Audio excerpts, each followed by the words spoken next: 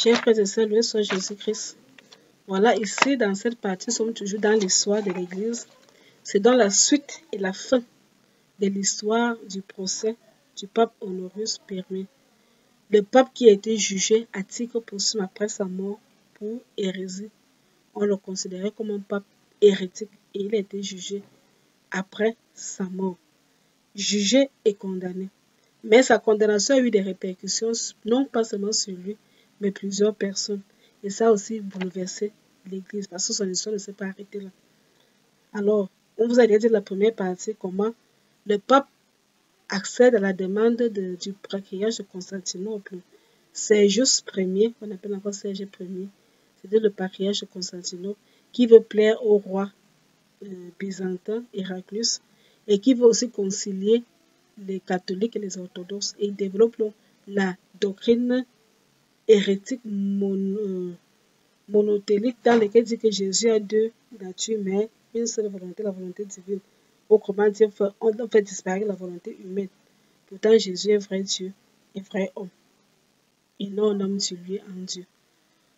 Et le pape Honorius Ier, lorsque le patriarche Serge saisit le pape Honorius Ier, le pape avait accédé. Il a écrit une lettre dans laquelle il disait qu'il le félicite, mais il soutient donc cette doctrine donc hérétique monothélite. Et la doctrine s'est répandue comme ça parce que le roi, l'empereur Héraclius, l'empereur byzantin Héraclius, a donc développé, a donc décidé que ce sera la doctrine officielle dans tout son empire.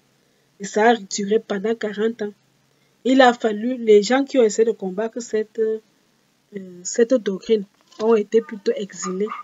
Certains ont connu la torture comme le moine Maxime le Confesseur,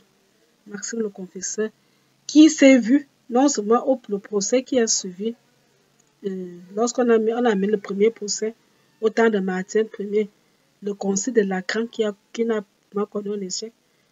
Le concile n'a pas vraiment pu faire ce que le pape voulait, qu'on condamne la doctrine, on condamne ceux qui ont élaboré bien soutenu la doctrine. C'est plutôt ceux qui combattaient la doctrine, comme le moine Saint Maxime le Confesseur, le patriarche de Jérusalem, Saint Sophronius et Saint Martin. Ils ont été exilés et ils ont été plus tard canonisés dans le sein de l'Église catholique. Et justement, le motif de la canonisation, c'était parce qu'ils ont fait très faible courage, ils ont résisté face à une hérésie qui s'est développée avec le soutien du pape. Voilà, donc lors de la suite de l'histoire, c'est que lors du conseil de Constantinople, troisième conseil de Constantinople de 682, on a fini par condamner vraiment définitivement cette doctrine qui a eu le temps de prospérer.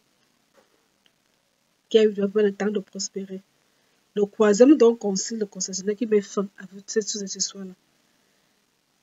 En 682, on condamne l'hérésie, la doctrine hérétique. On a aussi condamné tous ceux qui ont soutenu cette doctrine. On a condamné le pape Honorius Ier, on a donc condamné pour hérésie, parce qu'il a soutenu. Et ce qui a fait condamner le pape Honorius Ier, c'est la lettre qu'il avait envoyée au patriarche de Constantinople, Serge Ier. Il a été condamné. Serge Ier lui-même, qui était patriarche de Constantinople, avait été condamné parce que c'est lui qui a en fait opéré cette hérésie, cette doctrine hérétique. D'autres personnes ont aussi condamné. Par exemple, il y a Pyrrhus, il y a eu Paul, il y a eu Pierre. C'était tous des patriarches de Constantinople. De manière successive, c'est-à-dire qu'après Serge Ier, il y avait eu Pyrrhus qui a soutenu cette doctrine. Il y a eu Paul qui a soutenu la doctrine. Il y a aussi eu Pierre. Tous étaient des patriarches de Constantinople qui ont soutenu l'hérésie. On a aussi condamné Cyrus ou alors Cyrus d'Alexandrie. Cyrus qui était le patriarche d'Alexandrie. Comme je vous l'ai dit, il y avait beaucoup de patriarcats. On a aussi condamné Théodore qui était évêque de Pharan. Donc il y avait beaucoup de patriarcats.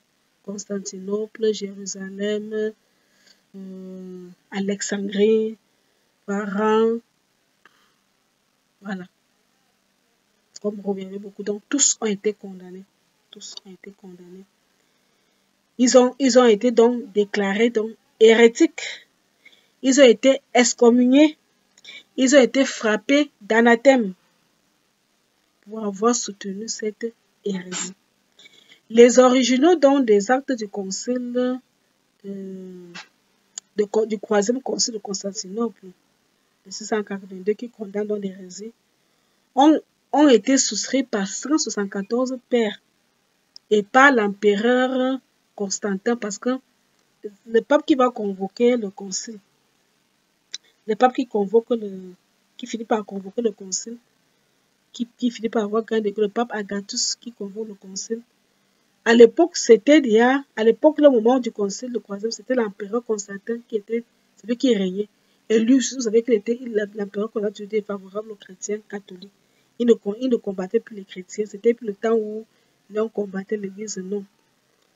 Donc, l'empereur Constantin a signé les actes du concile de Constantinople ainsi que 174 pères de l'église.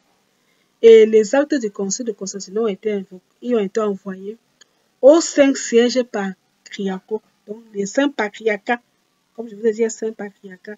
On a envoyé à Rome, on a envoyé à Constantinople, on a envoyé à Alexandrie, on a envoyé à Pharan, on a envoyé à Jérusalem. Dans les 5, là, on les a envoyés. Voilà. On les a envoyés, les actes là, pour que vraiment tout le monde sache la position de l'Église. On envoie tous les patriarcats, la décision du concile, les actes du concile de Constantinople. Bon, plus tard, le pape Agathus, qui a donc réussi cet espoir, si on peut le dire ainsi, et cet espoir aussi qui a permis aussi à la canonisation comme je vous ai dit, le moine Maxime le Confesseur, l'ancien patriarche de Jérusalem, Sophonius et Martin. Donc, ils sont donc devenus Saint Maxime le Confesseur, Saint Sophonius et Saint Martin à cause de cela. Donc, le pape Agathus a beaucoup travaillé, ainsi que les pères de l'Église qui ont participé à ça. Le pape Martin est donc mort le 10 janvier 681. Lui, il est même mort un peu avant, il est mort en 421. Et c'est son successeur, le pape Léon II, le successeur du pape Agathus. Léon II qui prend le pouvoir officiellement en 682. Il n'a pas régné longtemps, hein. Il est de 682 à 683. Voilà, le pape donc Léon II qui prend dans le pouvoir. Et c'est lui en fait qui va ratifier, parce que le pape Agathus avait lancé les activités. Mais au moment où on devait signer les actes du concile de Constantinople en 422, le pape Agathus était mort. Donc, c'est plutôt son successeur, le pape Léon II, qui va donc signer avec l'empereur Constantin les actes du troisième concile de Constantinople de 682. Ils seront donc signés. Et c'est le pape Léon II en fait qui va envoyer les actes du concile signés par lui-même et signés par l'empereur Constantin et les 74 pères de l'Église qui ont assisté au concile de Constantinople, qui vont donc envoyer, c'est lui qui va envoyer ces actes-là aux sièges des 5 patriarcats, c'est-à-dire Rome, Constantinople, Jérusalem, Alexandrie, Pharan. Voilà. C'est lui qui envoie donc cela. Voilà. Et je vous ai dit que le pape Agathus avait demandé en l'an 141 qu'on détruise. Voilà. Ah, il y a aussi l'autre chose qui a été fait. C'est que le pape avait demandé aussi qu'on traduise les actes de Constantinople en latin. Voilà. Et les actes ont été traduits en latin. Vous savez que le latin, la langage de l'Église, mais le latin n'est pas parlé partout. Il fallait que l'Église qui est à Rome puisse comprendre, et les autres églises aussi ont traduit en latin. Et c'est comme ça que ces actes-là ont été envoyés à tous les évêques. Donc, c'est ce qui était, les actes qui étaient traduits en latin, qui ont été aussi envoyés à tous les évêques de l'Occident. Donc, les évêques, donc, en dehors des sièges des saints patriarcats qui ont reçu les actes du troisième concile de Constantinople, qui condamnent l'hérésie, qui condamnent le pape Honorius. Le pape a encore demandé à ce qu'on traduise en latin les actes. Mais cette fois-ci, c'était pour envoyer aux évêques. Tous les évêques de l'Occident ont reçu ces actes-là. Pour que ça soit fort. Il a même demandé à ce que les signatures qu'on avait déposées, c'est-à-dire quoi? La signature du pape lui-même, le pape Léon II qui signe les actes. La signature de l'empereur Constantin, les signatures de 174 pères qui avaient signé ces actes-là, soit conservées à la tombe de Saint-Pierre, soit conservées à la tombe de Saint-Pierre.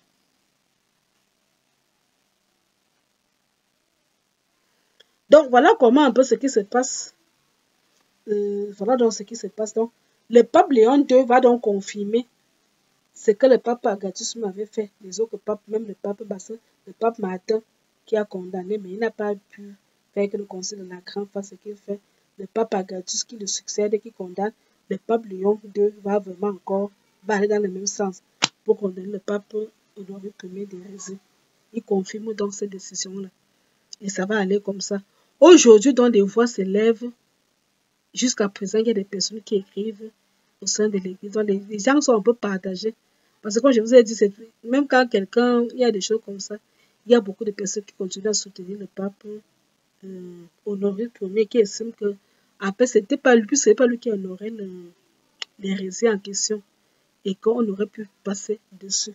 Parce que ce n'est pas lui qui honorait. Et qu'il n'est pas un pape hérétique. Bon. Il y a ceux qui sont pour le pape Honoré Ier. Mais la position de l'Église est restée la même. Le pape Honoré Ier était un pape hérétique. Mais le pape Honoré continue d'être aimé par ceux qui le soutiennent. Parce que comme j'ai dit, chacun a toujours ses soutiens. Il y a ceux qui le soutiennent, il y a ceux qui l'aiment. Mais la position de l'Église est restée. C'est une hérésie. Dire que Jésus, qui est vrai Dieu, vrai homme, ne peut plus avoir une volonté. Vraiment dire, il aurait pu dire non. Ce que l'Église attendait, c'est que le pape devait dire non. Il devait dire non au patriarche de Constantinople, que ce que tu dis là, ce n'est pas bien. Puisque c'est ce que le pape Honoré Ier, bien après, il dit qu'il aurait pu dire non. Mais le fait qu'il a dit oui, qu'il a félicité, c'est là où il le condamne. Il a signé l'aigle. C'est là où il était condamné. C'est aussi une histoire qui nous rappelle un peu l'histoire un peu qui s'est passée à Rome. Pour dire que le pape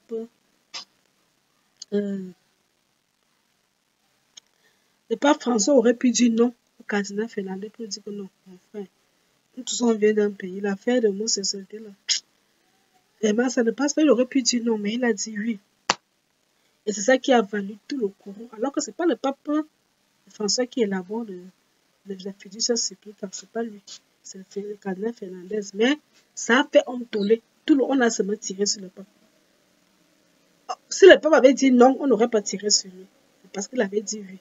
Donc tout le tour est parti sur lui. Donc son histoire d'Honoré Ier, ça ressemble un peu à l'histoire aussi parfois des temps modernes. C'est les histoires qui sont passées à l'église. Bon. Il y a ceux qui sont pour, il y a ceux qui sont contre. Chacun peut prendre position. Moi, je ne suis pas là pour juger, mais c'est une histoire de l'église. Je raconte juste une histoire de l'église. Chacun est libre de prendre position. Soyez pour ce que l'église a fait. Soyez contre cela. Soyez soutien le pape Honoré Ier. Soyez contre tous les autres papes qui ont condamné le conseil, qui l'ont condamné. À chacun de prendre position. C'était donc la suite et la fin de l'histoire du pape Honoré Ier. Et à très bientôt pour un autre épisode de notre série sur l'histoire de l'Église et des églises. À très bientôt et que Dieu vous bénisse abondamment. Bye bye.